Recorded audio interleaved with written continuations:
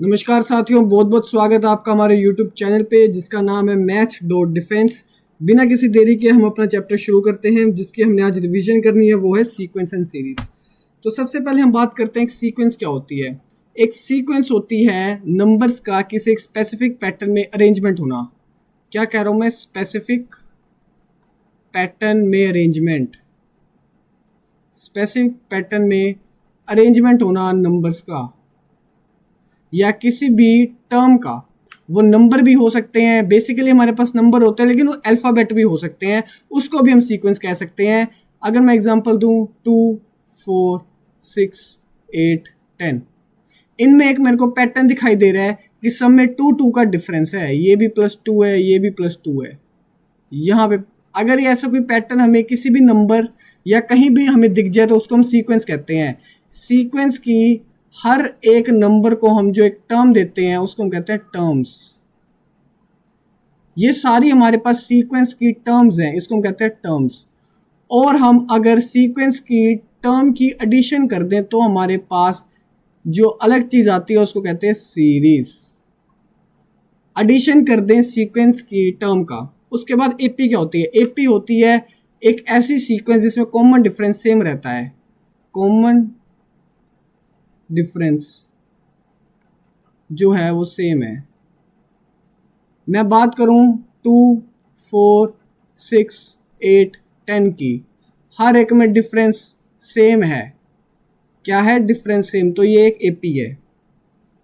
ये क्या है? एक एपी। डिफरेंस सब में सेम है +2 का। आई बात समझ में? उसके बाद nth टर्म का फॉर्मूला होता है पी में a + n-1 इंटू डी। अगर मुझसे पूछ ले find the nth term from the last, तो उसका फॉर्मूला क्या होगा? l - n-1 इंटू डी, जहाँ पे a हमारे पास फर्स्ट टर्म है, फर्स्ट टर्म ऑफ एपी। जैसे कि यहाँ पे 2 है, ये क्या है? First term.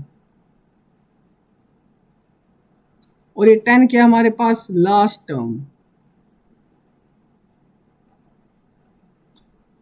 वैसे ही n क्या है हमारे पास?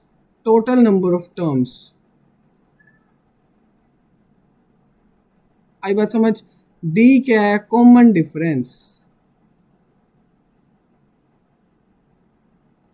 और l क्या है? Last term.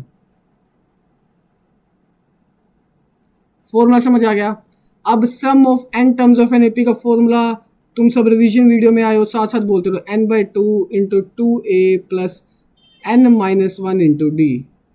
या हम कैसे लिख सकते हैं? n/2 इंटू, बताओ, a + l, जहाँ पे जो हमारा l है वो nth टर्म है और इसको हम कहेंगे a + n-1 into D. nth term में तो हमारी लास्ट टर्म होगी। बात समझ आई? इफ Sn इज गिवन, अगर हमारे पास Sn गिवन है तो An कितना होता है? An किसके इक्वल होता है? बताओ, Sn - S ऑफ n-1। आई बात समझ? उसके बाद हमारे पास आता है nth टर्म स्टार्टिंग से और nth टर्म लास्ट से किसी भी एपी में वो किसके इक्वल होती है? a + l के। इसका एग्जाम्पल देखो, मैं लूँ 2, 4, 6, 8, 10, 12। मैं स्टार्टिंग से सेकंड टर्म लूँ 4, मैं आखिरी से सेकंड टर्म लूँ 10, तो मैंने किया 4 + 10। ये किसके इक्वल आएगा? a + l के। First term plus last term के किसके इक्वल आएगा? ये 2 + 12 के। आई बात समझ? वैसे ही 6 + 8, अगर मैं 6 + 8 करूं तो वो भी मेरे पास a + l के इक्वल आएगा। थर्ड टर्म फ्रॉम स्टार्टिंग और थर्ड टर्म फ्रॉम एंड, वो भी मेरे पास किसके इक्वल आएगा? 2 + 12 के। आई बात समझ में? अगर बात समझ में आ गई, इसके बाद हम आगे बढ़ते हैं। अगर हमारे पास कुछ स्पेसिफिक कंडीशंस दी हुई हैं तो हमारे पास 3 टर्म्स इन एपी कौन कौन सी होती है? a - d तुमने पढ़ा होगा, a और a + d। 4 टर्म्स किसके इक्वल होती है? a - 3d, a - d, a + d और a + 3d। किसके इक्वल होती है? a plus 3d। आया बात समझ? और 5 टर्म्स किसके इक्वल होती है? a minus 2d, a minus d, a, अगली टर्म a प्लस d, उसकी अगली टर्म a प्लस 2d। आई बात समझ? एपी जो जर्नल एपी होती है, अगर मैं एपी को जर्नलाइज करके लिखूं, देखो यहां पे देखो,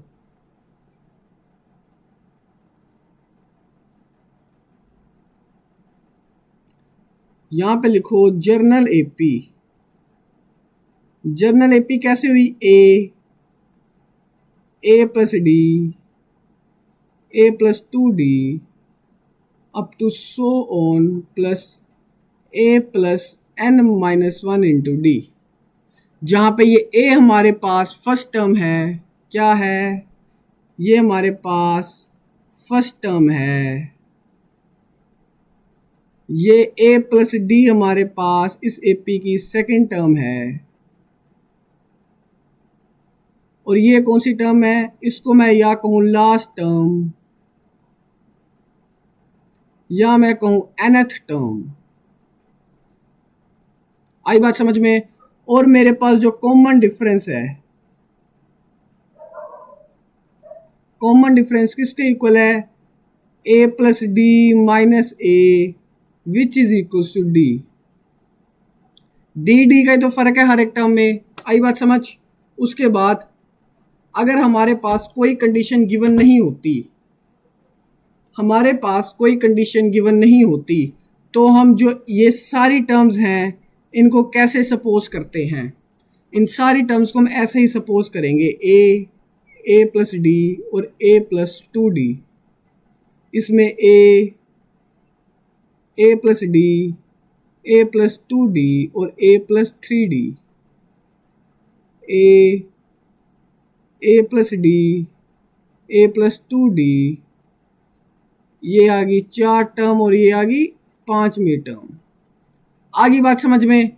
इसमें एक पॉइंट लिख लो, कभी कभार हम 3 टर्म्स इन एपी जो है क्वेश्चन के अकॉर्डिंग पता क्या सपोज कर सकते हैं? x माइनस 1, ठीक, कोमा x प्लस 1, ये भी सपोज कर सकते हैं, जिसका जो कॉमन डिफरेंस है वो 1 का है। 3 टर्म्स इन एपी हम कभी कभार ये भी कंसीडर कर लेते हैं, क्वेश्चन अगर हमारा आसान बनाता है ये तब। उसके बाद सिक्स्थ हमारे पास क्या कहता है? देखो हम एपी की टर्म्स में, हम जैसे हमारे पास एपी है 2, 4, 6, 8, 10, इस एपी को किसी भी कांस्टेंट से मल्टीप्लाई करें, डिवाइड करें, इस एपी में किसी भी कांस्टेंट को ऐड करें, सब्ट्रैक्ट करें, जो रिजल्टिंग सीक्वेंस आएगी वो भी एपी में होगी। आई बात समझ में? इस सीक्वेंस में, इस एपी में हम किसी भी एक पर्टिकुलर कांस्टेंट को मल्टीप्लाई करें, डिवाइड करें, प्लस करें, माइनस करें, हमारे पास रिजल्टिंग सीक्वेंस एपी में आएगी। ठीक, उसके बाद ये हमारे पास फॉर्मूला बनता है शॉर्ट ट्रिक, एस एन और एस एन डैश गिवन है, ए एम और ए एम डैश फाइंड करने हैं। सिंपल सी चीज है, put n is equals to 2m minus 1, खत्म हो जाएगा क्वेश्चन। ठीक, उसके बाद if A B are 3 consecutive terms of P then A is A M. इस बीच वाली चीज को हम क्या कहते हैं? Arithmetic mean. क्या कहते हैं? अरिथमेटिक मीन, यानी कि ए एम। कब? जब ये 3 टर्म्स हमारे पास किस में होती हैं? एपी में, और ये कंसेक्यूटिव टर्म है, लगातार टर्म्स हैं, ये भी बात का ध्यान रखना। Then A is A M between A and B. तो जो हम ए को लिखते हैं वो कैसे लिखते हैं? ए प्लस बी अपॉन 2, या हम लिखते हैं A plus B is equal to twice of capital A. आई बात समझ में? उसके बाद देखो, if A1, A2, A and B and AM between A and B, ये ए आ गया, ये A1 A2 up to so on AN comma B। ये कौन सी टर्म है? ये हमारे पास फर्स्ट टर्म है लेडीज एंड जेंटलमैन। ये हमारे पास सेकंड टर्म है, तो ये कौन सी होगी? अब देखो, ये पूरी n टर्म्स हैं, ये n+1 हुआ तो ये n+2 टर्म हुई, n+2th टर्म। आई बात समझ में? ठीक। ये हमारे पास क्या है? First mean. फर्स्ट मीन जो है वो हमारे पास सेकंड टर्म के इक्वल है। ये क्या हमारे पास? Second arithmetic mean. A2 is equals to second arithmetic mean which is the third term of AP। आई बात समझ में? उसके बाद हमारे पास आता है, देखो, A1 plus A2 plus A3 plus so on AN। Sum of all AN is equals to n times single AM between A and B।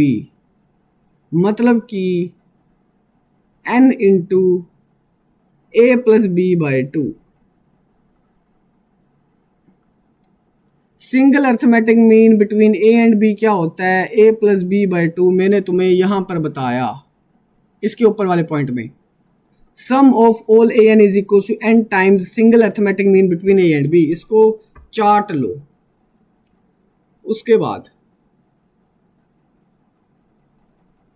बाद हमारे पास इस पैटर्न में क्वेश्चन बनता है। इस पैटर्न का हमारे पास क्वेश्चन कहता है ये वाली जो टर्म्स हैं ये हमारे पास AP में हो, 1 3 5 अप टू सो ऑन, ये हमारे पास AP में है।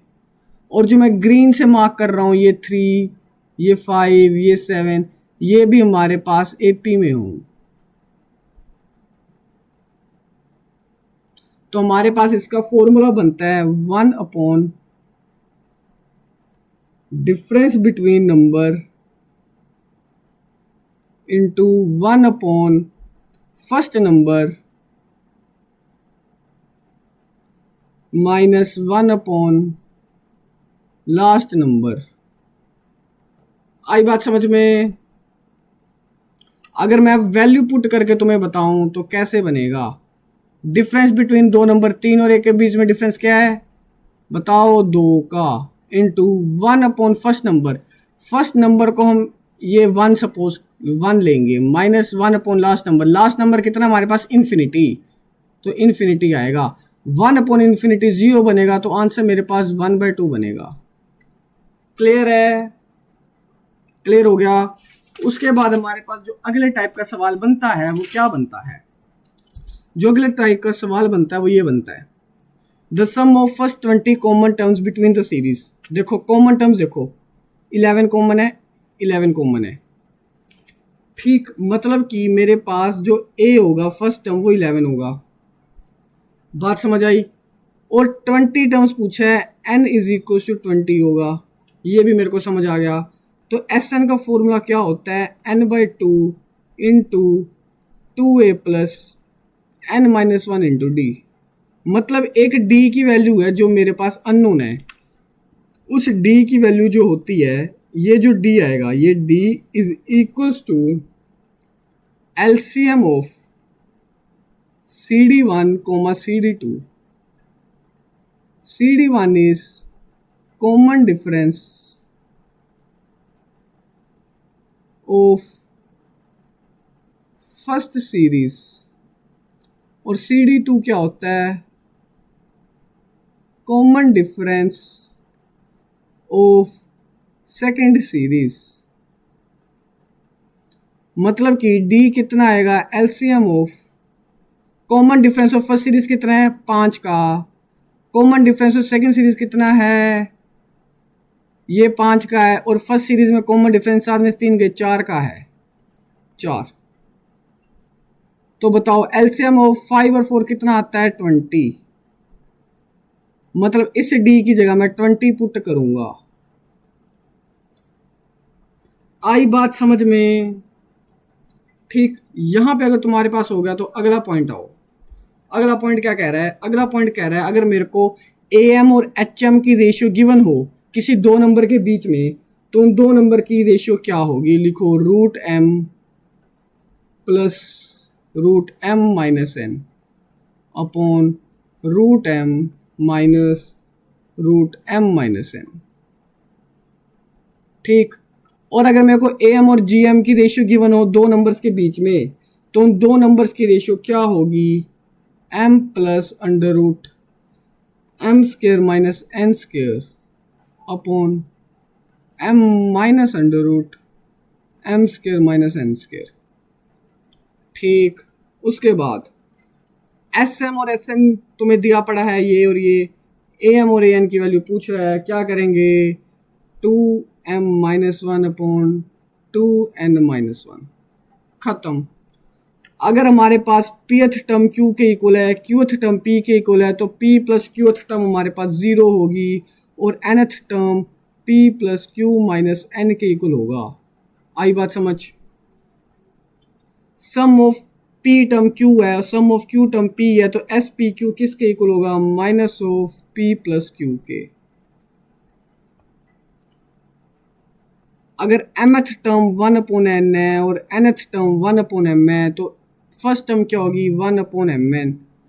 कॉमन डिफरेंस क्या होगा? 1 अपॉन mn। r टर्म किसके इक्वल होगी? r upon mn। बताओ, समझ आया? यहां पे तुम्हारे पास AP को मैंने खत्म कर दिया। ठीक, AP के बाद तुम्हारे पास आती है GP। GP हमारे पास क्या कहती है? GP हमारे पास कहती है कि हमारे पास कॉमन रेशियो सेम रहेगा। मतलब रेशियो तो मान लो, रेशियो जो है बिटवीन टू टर्म्स वो हमारे पास सेम रहेगा। बात समझ आई? कैसे सेम रहेगा? एग्जाम्पल देखो, 1 2 4 8 16 into two into two into two into two, या मैं इसको कह सकता हूँ 2/1 is equals to 4/2 is equals to 8/4 is equals to 16/8 which is equals to 2। बात समझ आई? कॉमन जो रेशियो हमारे पास आएगी वो सेम रहेगी। ये रेशियो निकाल रहा हूँ मैं, ये हमारे पास सेम है किसके इक्वल? 2 के इक्वल। और जो जर्नल जीपी होती है, जर्नल जीपी को मैं किस तरह लिखता हूँ? यहाँ पे देखो, A R square up to so on A R की पावर n-1। ये हमारे पास होगी nth टर्म, या मैं कहूँ लास्ट टर्म। आया समझ? उसके बाद जीपी में nth टर्म का फॉर्मूला क्या होता है? मैंने लिखा भी ARn-1। ए जो होता है हमारे पास फर्स्ट टर्म होती है, आर हमारे पास कॉमन रेशियो होता है, और n हमारे पास as usual number of terms. अगर हमारे पास nth टर्म फ्रॉम लास्ट का फॉर्मूला पूछा है तो वो किसके इक्वल होगा? L अपॉन R की पावर n-1, जहाँ पे L हमारे पास लास्ट टर्म है। आई बात समझ? जैसे तुमने एपी में पढ़ा वैसे तुम यहाँ पे पढ़ोगे। फर्स्ट टर्म का मल्टीप्लिकेशन स्टार्टिंग से लास्ट टर्म का फर्स्ट टर्म हम ले लें और लास्ट टर्म ले लें हम कहीं से भी, उसका a इंटू एल के इक्वल होगा। अगर हम ले लें एग्जाम्पल 1, 2, 4, 8, 16, स्टार्टिंग से सेकंड टर्म ले लो, लास्ट से सेकंड टर्म ले लो, इन दोनों का जो मल्टीप्लिकेशन होगा वो फर्स्ट टर्म और लास्ट टर्म के मल्टीप्लिकेशन के इक्वल होगा। खत्म। If A B C are in GP, अगर तीन टर्म्स जीपी में है तो बीच वाली टर्म को हम कहते हैं ज्योमेट्रिक मीन। क्या कहते हैं? Geometric mean. और अगर ये जीपी में है तो इनका कॉमन रेशियो सेम रहेगा, मतलब B upon A is equal to C upon B. इसको मैं लिख सकता हूँ B square is equal to A C, और मैं लिख सकता हूँ B is equal to A C की पावर 1/2, जिसको मैं लिखता हूँ B is equal to under root A C. आई बात समझ में?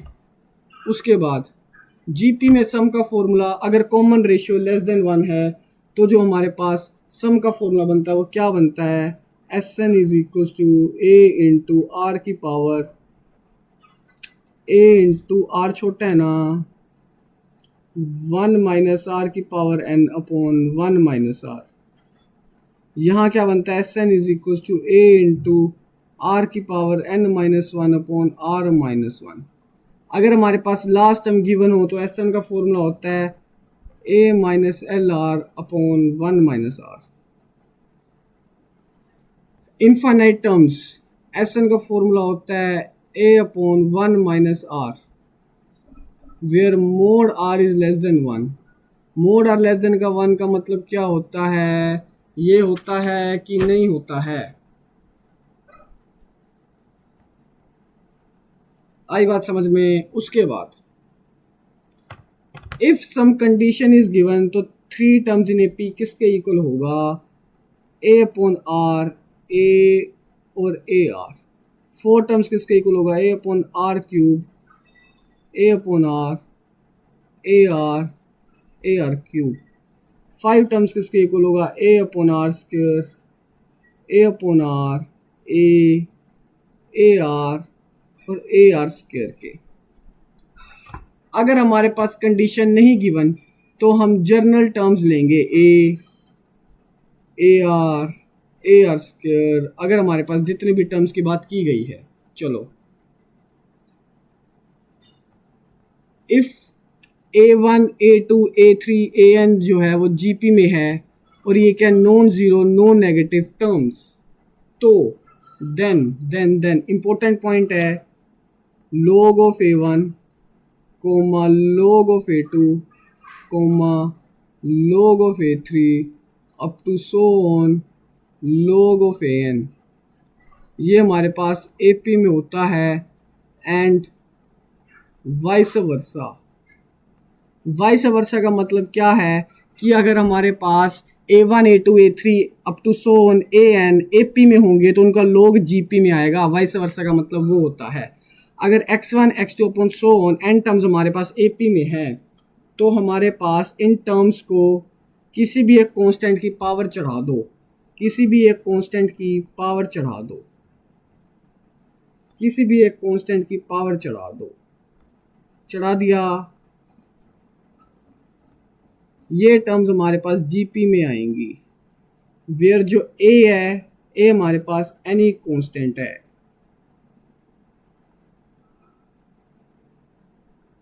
समझ आया? उसके बाद देखो G1, G2, G3 up to so on Gn are n geometric mean between A and B, then A लिखा, G1 लिखा, G2 लिखा up to so on Gn और B। ये हमारे पास n टर्म्स हैं, ये हमारे पास फर्स्ट टर्म है, ये फर्स्ट टर्म है, ये n टर्म्स हैं, तो ये कौन सी टर्म हुई, n+2th, ठीक, n+2th टर्म। उसके बाद अगर ये n+2th टर्म हुई तो मल्टीप्लिकेशन करो G1 into G2 into up to so on Gn। Sum of all Gm is equals to root AB की पावर n। ठीक है, ये तुमसे डायरेक्ट ही पूछ लेता है कि सम ऑफ ऑल Gm किसके इक्वल होगा। सम नहीं, मल्टीप्लिकेशन। यहाँ पे जो डॉट है ये मल्टीप्लिकेशन है, मल्टीप्लिकेशन। जब हमने AP की बात की थी तब हमने सम की बात की थी, सम ऑफ ऑल AP। ये देखो AP में हमने सम की बात की थी, GP में हम सब मल्टीप्लिकेशन की बात करेंगे। अगर ये समझ आ गया तो फिर यहाँ देखो, if P Q R A P में भी है जी पी में भी है, इसका मतलब होता है P is equals to Q is equals to R. m plus nth term of gp is p, m minus nth term is q, then mth term is root pq. Reciprocal of gp remains in gp। ठीक, अगर हमारे पास कोई भी gp है, उसमें मैं मान लो हमारे पास कोई gp है 1 2 4 8 16, इसमें मैं किसी भी कांस्टेंट को ऐड करूं या किसी भी क्वेश्चन को सब्ट्रैक्ट करूं तो जो मेरे पास सीक्वेंस आएगी वो जीपी में नहीं होगी। बात समझ आई? सिमिलरली अगर मैं एक जीपी लूं, इसमें मैं किसी भी कांस्टेंट से मल्टीप्लाई करूं या डिवाइड करूं तो रिजल्टेंट सीक्वेंस हमारे पास जीपी में होगी। आई बात समझ में? तुम्हारे पास ए पी और जी पी ख़त्म कर दिया मैंने। उसके बाद एच पी आता है। H P is nothing but reciprocal of A P. मतलब कि अगर मेरे पास कोई 3 नंबर ए पी में है तो उनका जो रेसिप्रोकल होगा वो एच पी में होगा। किस में होगा? उनका रेसिप्रोकल एच पी में। आगे बात समझ। तो अगर 3 नंबर एच पी में हैं तो उसका मतलब है कि ये जो नंबर होंगे ये ए पी में होंगे। और ए पी की कंडीशन क्या होती है बताओ? Twice of middle term is equals to 1 plus A plus 1 upon B divided by 2 होती है ना। मैंने बताया था twice of capital A is equals to A plus B by 2, ये मैंने लिखवाया था ऊपर, ए प्लस बी। अरे यार रुको,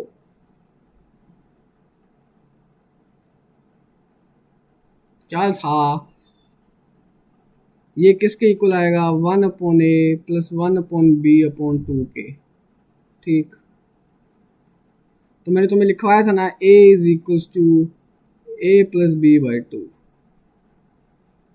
आगे बात समझ। उसके बाद देखो, जो ये h होता है, ये h किसके इक्वल होता है? Twice of A B over A plus B.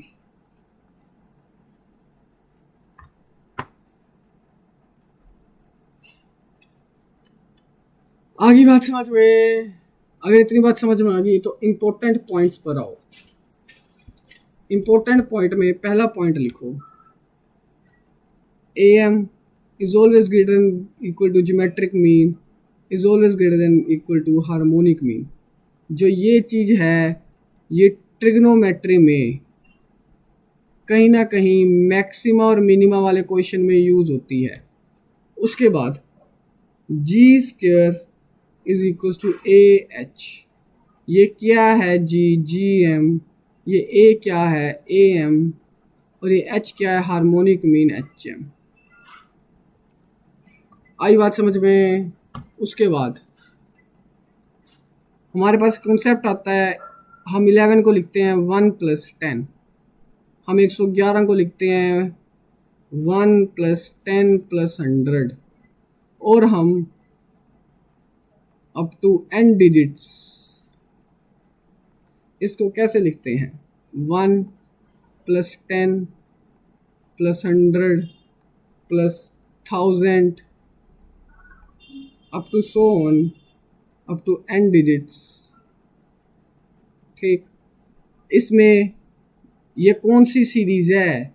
ये एक जीपी की सीरीज़ बनी जिसमें कॉमन रेशियो मेरे पास 10 है और जीपी का सम हो रहा है, तो एस एन किसके इक्वल आएगा?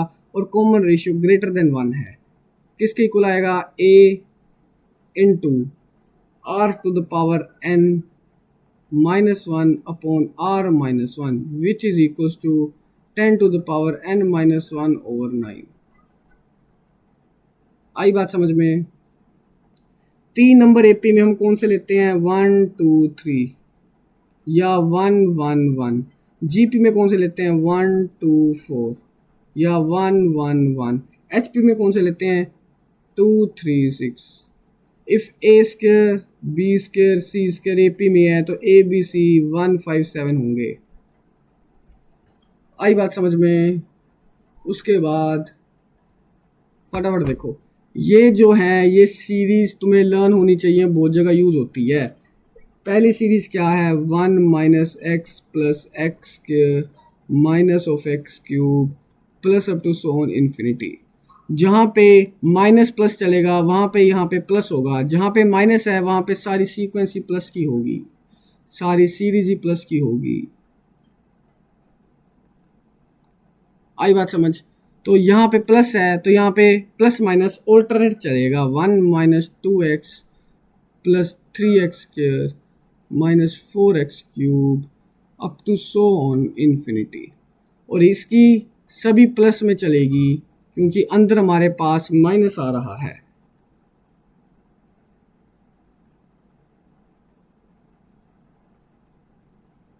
ठीक, अब हमारे पास आता है कि AGP क्या होता है। ध्यान से देखो AGP क्या होता है। AGP होता है अर्थमेटिको, मैं जरा अपना लैपटॉप चार्जिंग पे लगाता हूँ, 1 मिनट के लिए रुको।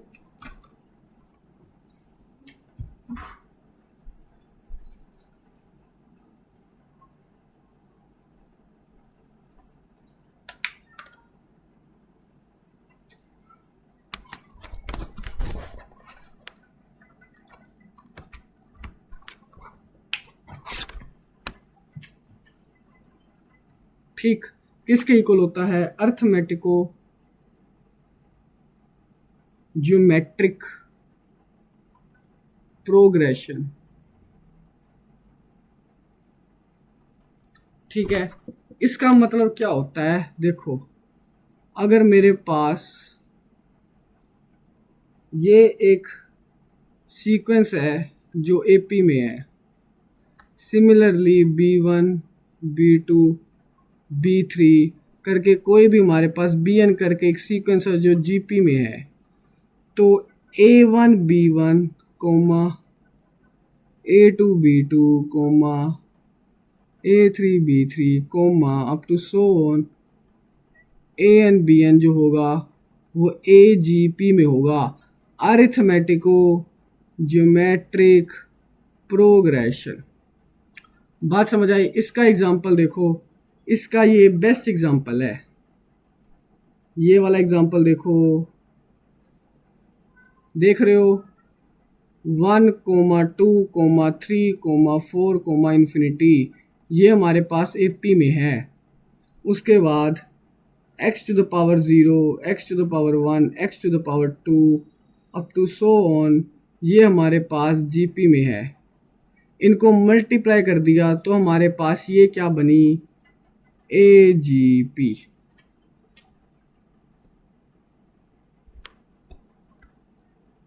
आ गया। और इस AGP का तुम्हें पता ही है, इस AGP का क्या होता है हमारे पास, बताओ। ये मैंने ऊपर तुम्हें लर्न करवाई थी, 1 माइनस, बताओ टोटल प्लस है तो माइनस चलेगा और पावर में -2 आएगा। आई बात समझ में। उसके बाद वैल्यू पुटिंग। वैल्यू पुटिंग में पहला पॉइंट लिखो, जहां पे हमारे पास कोई भी आर्बिट्रेरी सीक्वेंस होगी या सीरीज होगी उसको मैं एज्यूम कर सकता हूं। सेकंड, जहां पे भी मेरे पास क्वेश्चन में आ जाएगा कि n टर्म्स तक कुछ निकाल लो या p टर्म्स तक कुछ निकालो या 6 टर्म q टर्म्स तक कुछ निकालो, तो मैं सिंपल सी चीज़ है n को 1 2 3 कुछ भी पुट कर सकता हूँ। ये वैल्यू पुटिंग बहुत ही ज़्यादा इम्पोर्टेंट है, तुम लोगों को आनी चाहिए। अगर मेरे को क्वेश्चन में कह दे find sum up to n terms, और तुम्हें कोई भी एक सीरीज गिवन हो तो n को सिंपल सी बात है 1 2 3 कुछ भी पुट कर लो, और जो तुम्हारे पास ऑप्शंस होंगे उसमें भी n को वो स्पेसिफिक नंबर पुट कर लेना और आंसर मार्क कर देना। आई बात समझ में? मैंने यहाँ तक तुम्हारा सब कवर कर लिया। मैंने तुम्हारा कवर कर लिया एपी सीक्वेंस क्या होता है, सीरीज़ क्या होता है, कितने भी इंपॉर्टेंट टाइप शॉर्टकट फॉर्मूला होते हैं, मैंने वो सारे कवर कर लिए तुम्हारे एपी में। फिर मैं आया जीपी में और मैंने जीपी में भी सब कुछ कवर कर लिया। कितने इंपॉर्टेंट टाइप फॉर्मूले होते हैं, कंडीशंस होती हैं, हम सपोज क्या क्या करते हैं। फिर मैं एचपी में आया और एचपी में भी मैंने तुम्हें बता दिया सेम। फिर मैं इंपॉर्टेंट पॉइंट्स में आया, इंपॉर्टेंट पॉइंट्स में तुम्हें कुछ चीज़ें बता दी। फिर एजीपी बता दी और वैल्यू पुटिंग बता दी। ठीक, इसके बाद पूरा पूरा सपोर्ट करो इस वीडियो को, अपना प्यार दो। तुम्हारे प्यार के कारण ही हमारा यूट्यूब चैनल ग्रो करेगा, और हमारा यूट्यूब चैनल ग्रो करेगा तुम्हारे लिए और भी ज़्यादा अच्छा फ्री कंटेंट आएगा। ठीक है, अगली वीडियो तुम्हें 2-3 दिन के बाद मिल जाएगी, वो मैं तुम्हें बता दूंगा कौन सी मिलेगी। तब तक के लिए अपना ख्याल रखें, खुश रहें, हंसते रहें, स्ट्रेस मत लें, रिवाइज करते रहें। जय हिंद।